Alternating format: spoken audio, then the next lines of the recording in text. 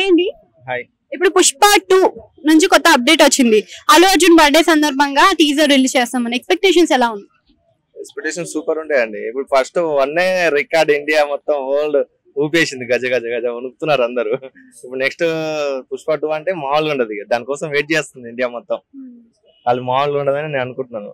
So ఇదే కాకుండా ఇప్పుడు ప్రతి హీరో కూడా 1 వర్కౌట్ అయినంత తొందరగా 2 వర్కౌట్ అవ్వదు. సో మరి కలిసి వస్తుంది అనుకోవచ్చా పుష్ప 2? 100% డౌటే లేదు దాంట్లో. ఎందుకంటే ఒక స్టైలిష్ స్టార్ గా, ఇప్పుడు ఒక ఐకన్ స్టార్ గా ఎదుగుతున్నారంటే మామూలు విషయం కాదు. అది డాన్స్ లో గానీ, డ్రెస్సింగ్ లో గానీ, అసలు యాక్టింగ్ లో గానీ, ప్రతి ఒక్కటిలో గానీ దూచుకెళ్ళిపోతున్నాడు. ఒక బుల్లెట్ ఎలా దూచుకెళ్తుందో అలా దూచుకెళ్తున్నాడు మన స్టైలిష్ స్టార్ అల్లు అర్జున్ అన్న.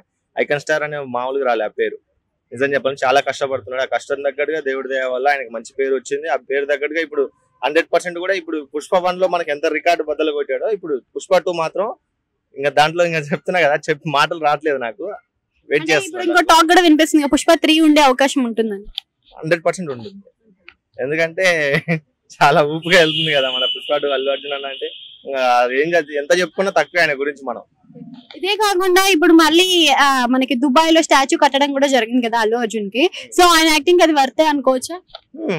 100% కదా, దానిలో డౌట్ ఏముంది.